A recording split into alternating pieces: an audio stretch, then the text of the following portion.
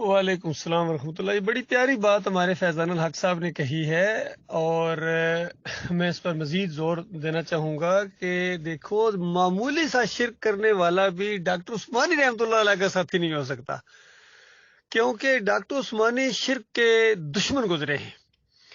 تو اس سے آپ اندازہ لگائیے میرے پیارے بھائیوں کہ جب ڈاکٹر عثمانی رحمۃ اللہ علیہ شرک کے اتنے دشمن گزرے ہیں تو انبیاء کے بارے میں کیا خیال ہے؟ انبیاء تو ان سے کروڑوں گنا زیادہ ایمان والے تھے، کروڑوں گنا بڑے ایمان والے انبیاء گزرے ہیں. یعنی ڈاکٹر عثمانی سے بھی زیادہ جو توحید جنہوں نے پھیلائی ہے اور شرک کے وہ دشمن گزرے ہیں. اس کی ایک مثال میں آپ کو دوں، پھر آپ کو پتہ چلے گا انبیاء شرک کے معاملے میں کتنے سخت ہوا کرتے تھے.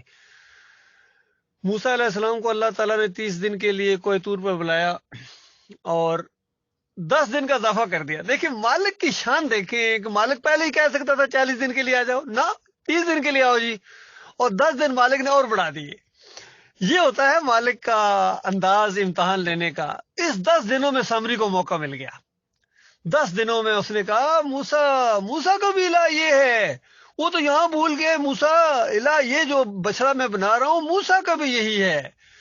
تو اس طرح انہوں نے اس بچڑے کی پوجا شروع کر دی اور سامری نے ان کو ورگلا دیا.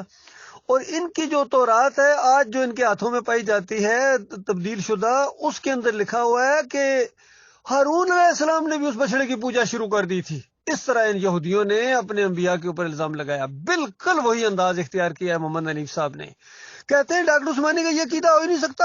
ڈاکٹر عثمانی کا بھی یہ عقیدہ تھا کہ یوسف علیہ السلام کو سجدہ ہوا ہے. آپ اندازہ لگائیں، اس کو ہوش ہی نہیں ہے اس بندے کو کہ ڈاکٹر عثمانی جو شرک کا دشمن اور طاغوتوں کا دشمن اور توحید کا دیوانہ اور مجاہد موحد عالم دین گزرے ہیں، اس کے ساتھ اب تمہارا کیا تعلق ہے؟ اللہ کے بندو بالکل ساری مثالیں اس کے اوپر فٹ آتی ہیں. مشرکین مکہ کہا کرتے تھے ہم ابراہیم علیہ السلام کے طریقے کے اوپر ہیں. ان کو بتایا مشرکو، اور تمہیں ابراہیم علیہ السلام سے کیا نسبت ہے؟ وہ شرک کا دشمن بندہ گزرا ہے، اللہ کا بندہ اور توحید کا متوالا اور اس طرح دیوانہ، اللہ کے اشارے کے اوپر اپنی ہر چیز قربان کر دینے والا. اور تمہارے سامنے اللہ کی باتیں آتی ہیں، تم ٹس سے مس نہیں ہوتے ہو، اور تم کہتے ہو تم ابراہیم علیہ السلام کے دین کے اوپر ہے. ابراہیم علیہ السلام سے تمہارا کوئی تعلق ہے؟ تمہارا کوئی تعلق نہیں ہے ابراہیم علیہ السلام سے. ابراہیم علیہ السلام سے اگر کسی کا تعلق ہے تو وہ یہ ہمارے نبی محمد صلی اللہ علیہ وآلہ وسلم ہیں یا ان کے ساتھی ہیں. یہ سارے کے سارے ابراہیم علیہ السلام کے طریقے کے اوپر ہیں، اور تم میں سے کوئی بھی ابراہیم علیہ السلام کے طریقے کے اوپر نہیں ہے. اس انداز سے یہ معاملہ کیا ہے. تو آج جتنے یہ فرقے پائے جاتے ہیں سارے کہتے ہیں ہم نبی علیہ السلام کے امتی ہیں. ہم ان کو کہتے ہیں تمہارا نبی علیہ السلام کے ساتھ کیا تعلق؟ بھائی مانو تم تو شرک کے رسیا ہو، تم اپنے اکابرین کی پوجا کرنے والے ہو. اور محمد صلی اللہ علیہ وآلہ وسلم میں زبردست قسم کے موحد انسان گزرے ہیں، اللہ کے آخری نبی، اور شرک کے دشمن گزرے ہیں. اور کئی موقعوں کے اوپر نبی علیہ السلام کے سامنے اگر ذرہ برابر کسی نے شرک کی کوئی بات کی، کوئی اشارہ ہوا تو نبی علیہ السلام کا چہرہ سرخ لال ہو جاتا تھا، اور نبی علیہ السلام کہتے تھے سبحان اللہ سبحان اللہ سبحان اللہ سبحان اللہ. اس طرح نبی علیہ السلام پکارنا شروع ہو جاتے تھے، اور صحابہ کہتے ہیں ہماری خواہش ہوتی تھی کاش نبی علیہ السلام چپ ہو جائیں. اس طرح نبی علیہ السلام شرک کے دشمن گزرے ہیں. اللہ کے بندو، کوئی دین کو مذاق سمجھا ہے؟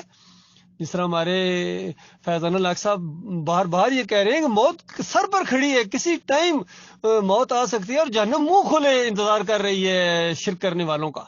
وہ بے قرار ہے، وہ جوش میں ہے، وہ تو کہہ رہی ہے کہ کب آئیں گے، دیری ہو رہی ہے، میرے اندر آئیں تاکہ میں ان کو پیس کے رکھ دوں. اس طرح وہ انتظار کر رہی ہے. اور نبی علیہ السلام نے فرمایا مما یشرک باللہ شیء دخل النار، کہ جس کی موت آئی اور اس نے شرک کیا، شیء انتہائی آخری چیز کو کہا جاتا ہے. اللہ کے بندوں میرے پیارے بھائیوں، شیء جس نے شرک کیا اور اس کی موت آ گئی، اس نے توبہ نہیں کی ہے، اس دنیا کے اندر تو آگ کے اندر گویا داخل ہو گیا. اور میرے پیارے بھائیوں، یہ سجدہ تعظیمی تو زمین اور آسمان کو پھاڑ دے اللہ کے غصے کی وجہ سے. اور پھر یہ پکارے غیر اللہ کی نظر و نیازیں، پھر یا رسول مدد، یا علی مدد، یا غوث مدد، 11ویں 12ویں کے کیک، 10 محرم کی سبیلیں، حلیم کوٹنا، واسطے وسیلے، جمہوریت، یہ شرک، یہ تو پہاڑوں جیسے شرک ہے. اللہ کے بندو، اس پر تو غضب نازل ہو رہا ہے، اللہ کے عذاب نازل ہو رہا ہے اس امت کے اندر، اس قوم مسلمانوں کے اوپر. تو للہ توبہ کرو، معافی مانگو اپنے مالک اور خالق سے. اللہ کے جس نے بھی تمہیں اللہ کی بات سے ہٹایا ہے شرک کی طرف وہ تمہارا نہیں ہے اللہ کے بندو، وہ تمہارا دشمن ہے، اس کو دشمن سمجھو۔ تو ایمان کا راستہ ہمیں اللہ تعالیٰ نے دکھا دیا ہے، اور یہ توحید کی دعوت جو اس دور میں ڈاکٹر عثمانی رحمۃ اللہ علیہ کے ذریعے اٹھی، اللہ کے بندو غور کرو کتنا بڑا احسان ہوا ہے ایک عالم دین جو اللہ سے ڈرنے والا، اور اس نے قرآن کا نچوڑ گویا آپ کے سامنے پیش کر دیا ہے۔ باقی سارے جتنے ہیں وہ اس پر زور دیتے ہیں کہ نہیں پہلے قرآن کو سمجھنے کے لیے عربی سیکھو، پھر یہ کرو پھر وہ کرو۔ انسان پہلے ہی سمجھتا ہے کہ میں تو پتہ نہیں اپنی زندگی میں قرآن سمجھ سکوں گا یا نہیں سمجھو۔ کاش کوئی ایسا اٹھے جس نے سب کچھ عربی بھی سیکھی ہوئی ہو، سب کچھ یہ سارے علوم اس کے پاس ہوں، اور وہ اس نچوڑ کو بیان کرے قوم کے سامنے۔ تو یہ دعوت ہے ڈاکٹر عثمانی رحمۃ اللہ علیہ کی، گویا اس اللہ کے بندے نے نچوڑ بیان کیا ہے کہ لوگوں شرک سے بچو، شرک سے بچو، شرک سے بچو، ایمان کے اوپر توحید کے اوپر مر جاؤ گناہ گارو۔ تو اس طرح کھول کھول کے ننگی تلوار کی طرح اس بندے نے شرک کو بیان کیا ہے، اور کھول کے یہی تعلیم دیا ہے کہ کاش کوئی ایسے نوجوان اٹھے جو کھول کے بیان کرے، بالکل اڑیاں اڑیاں دعوت دیں توحید کی دعوت، گلی گلی کوچے کوچے کے اندر، ہر بازار کے اندر، ہر مجمع کے اندر جا کر للکاریں، لوگوں کو بتائیں دیکھو شرک نہ کرو اللہ کے بندو، یہ شرک ہے۔ اور شرک بڑی واضح چیز ہوتی ہے، اس کے لیے کسی علوم یہ موٹی بات ہے، یا علی مدد، یا رسول اللہ مدد، یا غوث مدد، یہ 11ویں چل رہی ہے، یہ بکرا چڑھایا جا رہا ہے، یہ چادر چڑھائی جا رہی ہے، یہ عرس اور میلے ہو رہے ہیں، یہ پکاریں لگی ہوئی ہیں، یہ پورا جمہوریت کا نظام ہے۔ اور سجدہ تو سب سے بڑی ایسی نشانی ہے کہ آپ کسی بندے کو جب دیکھیں گے نا کہ کسی اور چیز کے سامنے سجدہ کر رہا ہے اللہ کے علاوہ، تو پہلی چیز جو آپ کے دماغ کے اندر آئے گی وہ یہ کہ یہ مشرک بندہ ہے۔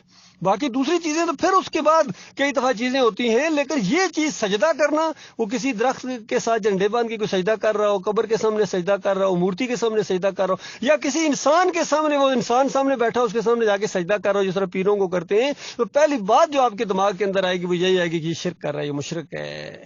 اللہ کے بندو یہ معاملہ ہے، غور و فکر کرو میرے پیارے بھائیوں۔